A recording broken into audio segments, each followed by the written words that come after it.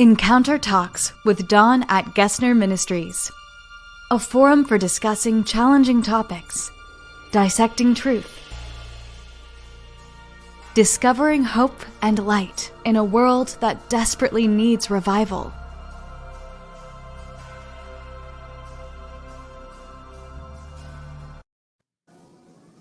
Hey, Wes. Hey. I'm not in my usual setting today. We're in Pennsylvania. Carol is here with her family visiting, and so I'm just here at the hotel room hanging out today. Well, and I have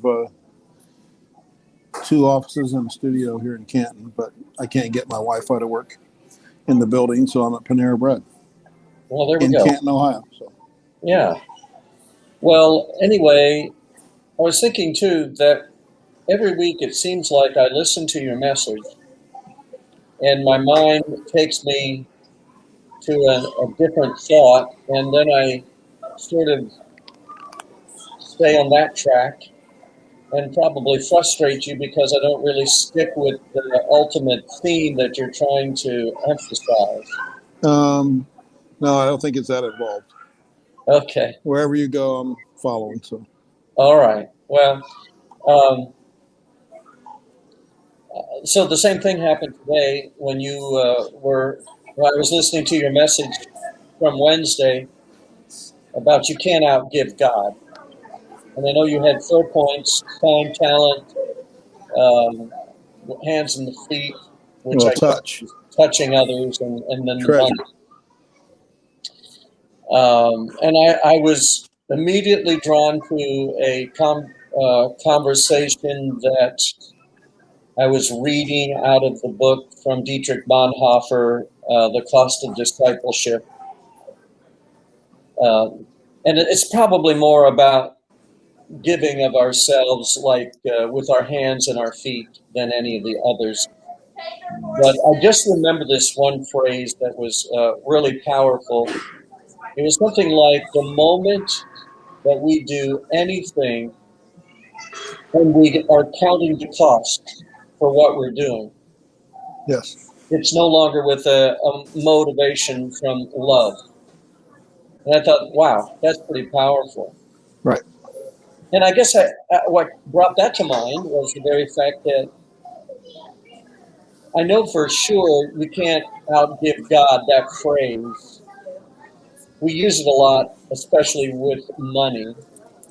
And it makes me wonder, what's our motivation for what we do at times, you know? And then immediately my mind jumped to the Dietrich Bonhoeffer phrase. But so I was trying to think about the phrase, well, you can't outgive God. And I was trying to apply it to our time, our talent. It's easy for me to apply it to the money one, but it wasn't quite as easy for me on the time and the talent and what it really meant in that context. So talk to me a bit about that. For most people, and I'm saying most people, I know that's a broad brush, giving money is the easiest thing that we give. Yeah. Your time, if you give that unselfishly, is way more valuable in some cases than your money. Your talent, which is then going to commit you to something. If you're a singer, if you're a Bible teacher, if you're I was in a meeting last night and someone said, this guy in the church where I attend is teaching a sort of Sunday school class, I'll call it that for lack of a better, that they have no Sunday school, but there's one guy every other week that's teaching at 9 o'clock before the service. And someone said to him, I think this is great. We should do it every week. And he said, that's a great idea. You can do the other 2 weeks. Yeah. Well, they didn't want that. Right. So your talent is cost you dearly. And the touch piece can really be costly, as the illustration I used of the Good Samaritan. Yeah. That took his time. I don't know that it took his talent, but it took his treasure and it took his touch. So I think the four are interchangeable, and I think money was 1 out of 4 of that message. Although I did put a little emphasis on it, just because having pastored through the years, and in most cases not being privy to that information about giving, but in some cases knowing. Yeah. And you realize once you have that knowledge of who does and who doesn't, and what it would mean if they did, if 50% of the people gave, what it would mean to the ministry of the church. Yeah. And it's mind-boggling. So I got a little carried away, but the four are equal to me. Yeah.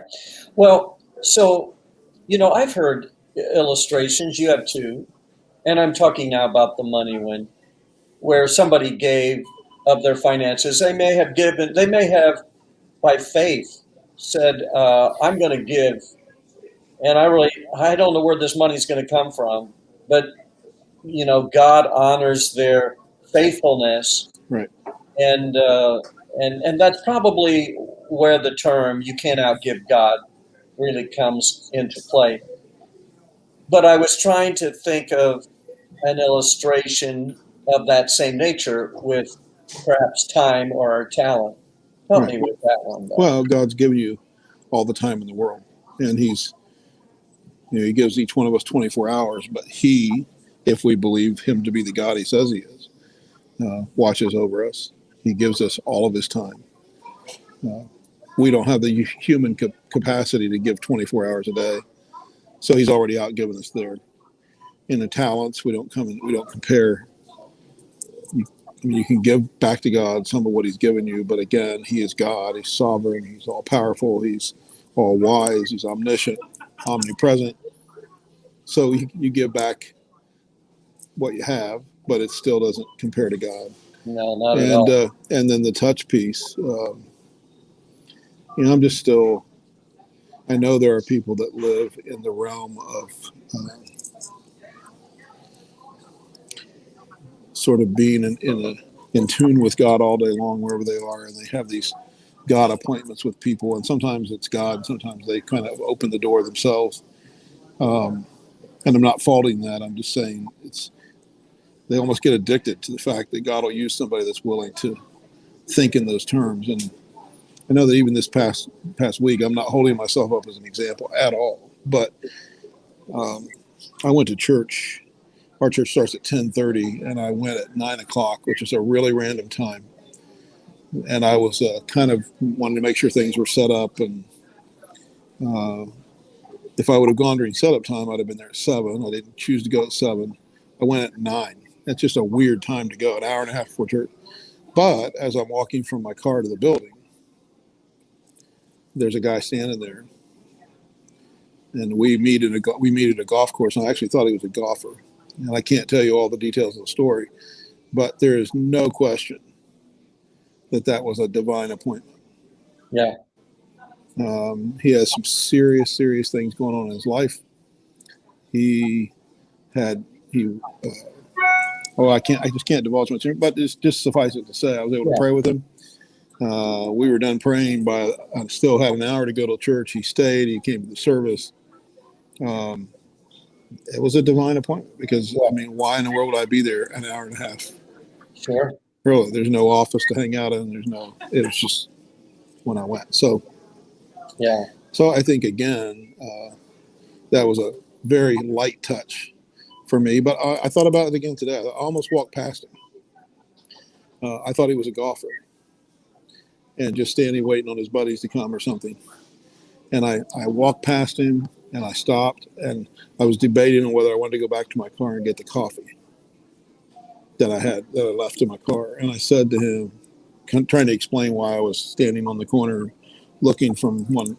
And I said, I'm trying to debate if that walk is worth the coffee that I have.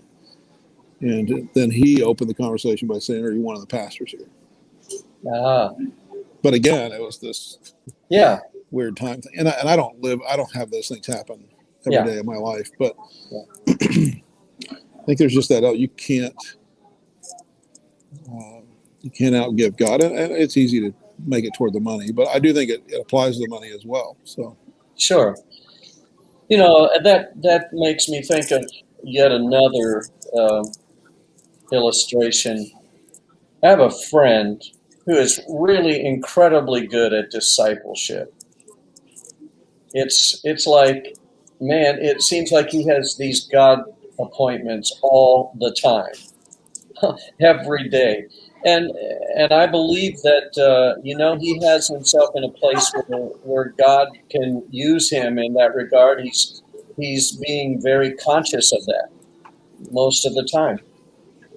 But then one day he said to me, he said, Don, I believe that I was motivated a lot of times because I felt the pressure that I had this image of who I was, and I Right. had to live up to this image. And so all of a sudden, he was probably motivated with a, I wouldn't say it was wrong, but it wasn't the purest form of motivation for him. So that was another thought that I had in regard to what we do. Um, it's so important that we give God everything, and we can't outgive Him when we do that. But we sure can be motivated with the wrong purposes, can't we? Right. Yeah. I think Brennan Manning, I think it's in the book Signature of Jesus, opened one of his chapters with this conversation between a disciple and God. Not one of the disciples, but just a disciple. And in the conversation, God told him to drop his ego. And he said, but I don't have any ego. I live a holy life. I live this, faithful black and white life.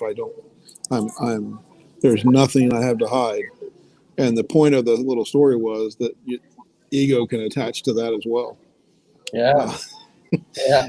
And so God came back to him again and said, well, drop your ego over that. It's just, it's just such a journey to walk with God and keep it Yeah. all in perspective. And if God starts using you, not let that take you to a place like this guy was talking Right, here, right. where you feel like you have to perform. Yeah. But it's such a powerful, positive thought that, if we just give God everything, I mean, He's already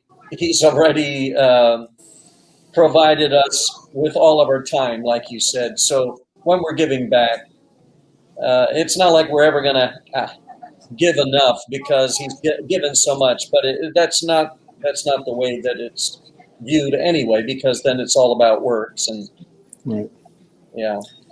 Well, and again, I want to go back, and I know I kind of went off on this a little bit in the message, but again, I'm flabbergasted, really just totally mystified by the way Sundays have been cheapened and the way people are teaching their kids to Yeah, devalue time spent with the Lord on the Lord's Day, all in the name of sports or entertainment.